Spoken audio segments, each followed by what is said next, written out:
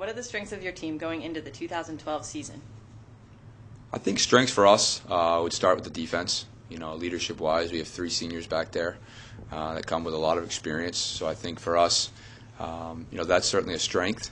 Got a goalie who played as a freshman last year, back as a sophomore. But I think defensively, we're a little farther along than we are on the offensive end.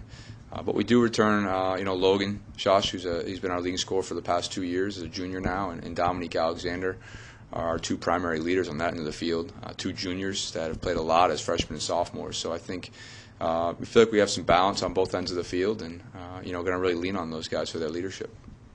What are the areas of concern do you have for your program? I think early in the season, now that we're 2 games in, face-offs have been kind of our Achilles heel over the last couple of years. I think being under 50% is something we realize is not part of our championship mold. Our goals there are much higher. So we've challenged our men collectively. I think we got a group there that's hungry to get better and working really hard at it. And excited to see their progress. So I think the face-offs is something that we know is a priority and to improve upon.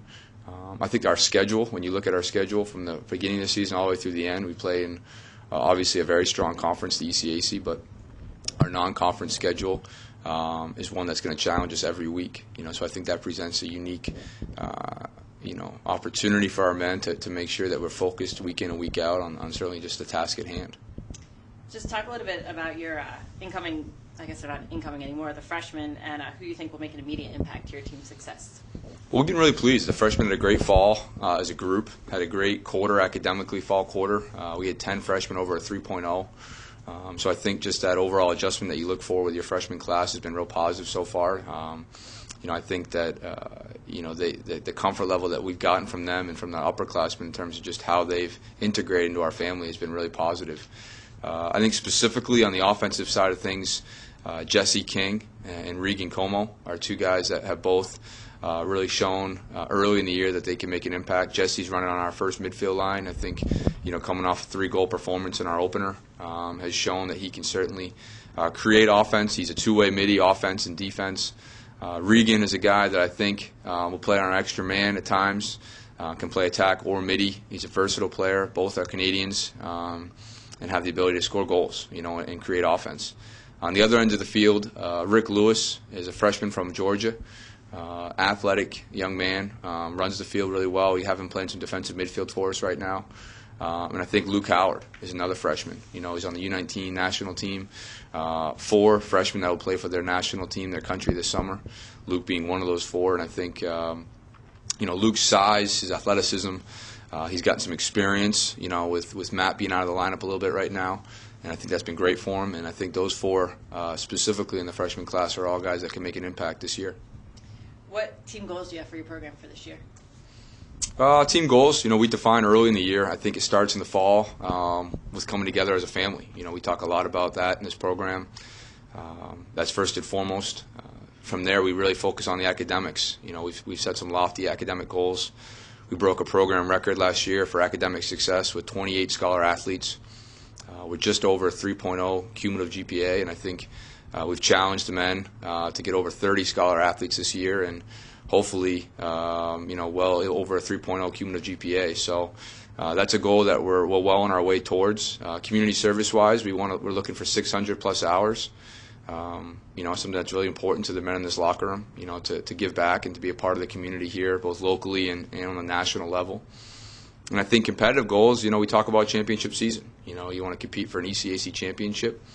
Fight your way back into that tournament and compete for a championship, moving forward. I think that's certainly our competitive goal here at Ohio State and will continue to be that way. What's the toughest aspect of playing in the ECAC Lacrosse League? Is it that it's the largest in terms of geography? Does that factor into it? Well, I think the obvious is the travel. We're very spread out. You have, Denver, you have Baltimore, you have New England, Midwest. So it's a very diverse league. There is a great deal of travel, which poses a challenge. But I think more so is just great coaching. I have a lot of respect for every coach in the league. Every team presents a unique challenge in itself. I think that is probably the most challenging part of the league is just the effort that you get week in and week out from your opponent. And I think for us, realizing that this is our third year in the league, excited to be a part of it. We had a Final Four team in Denver a year ago that really represented the ECAC.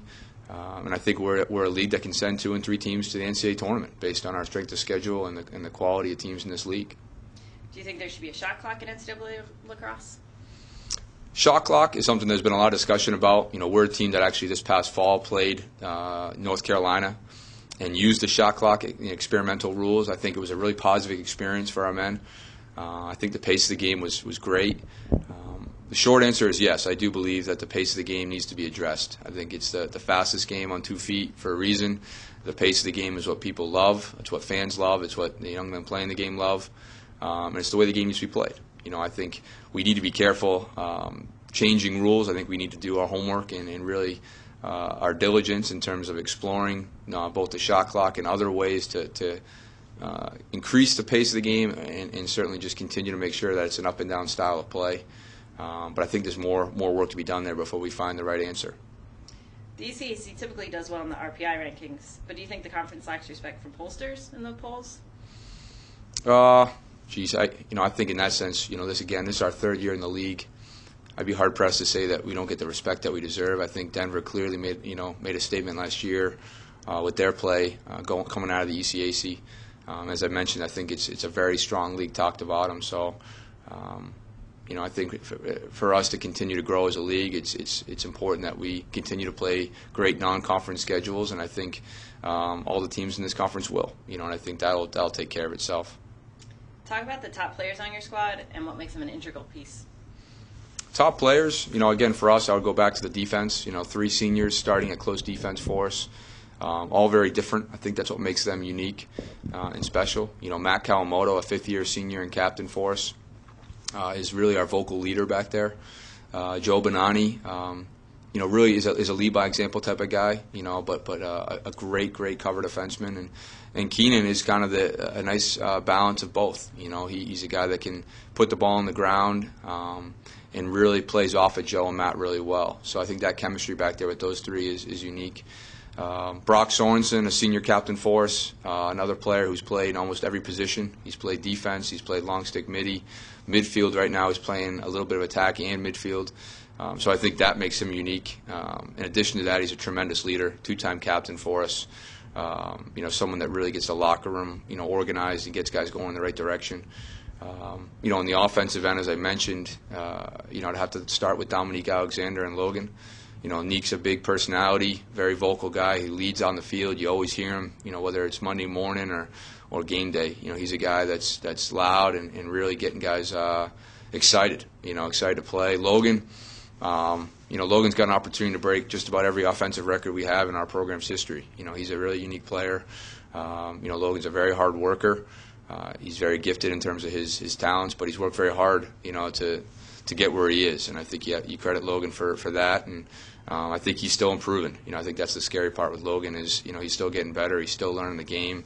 Every week he does something in practice that, we scratch our heads with. And I think, the guys really feed off his energy. And, and then some guys that I think we're excited to see step up would be a guy like a Tyler Frederick, who's a sophomore now for us. A Joe Muir at the long stick midi position. Greg Dutton now is a sophomore goalie. Those are guys that are sophomores that played a lot as freshmen that I think, we expect big things from, in their second years with us. What does the University of Michigan bring to the ECAC Lacrosse League as the newest member? Well, I think for us, you immediately think about the brand that is Michigan. It's a Big Ten school. Certainly for us, it's exciting to have another school in the Big Ten sponsoring Division I lacrosse and to be in our conference. When you think about Ohio State, Michigan, the tradition, the rivalry is very special, and it's something that I think now that it's on the Division I men's lacrosse playing field is very exciting for our game. What are you looking forward to most about 2012 for your program, the ECAC, and the state of the game? I think just to get started. I think you're coming off a year where you fell short of your competitive goals a year ago. it's great to be back on the field. You've worked hard since September to be in the position you are right now, and now you want to get out in the field and put that hard work to test. So I think we're excited.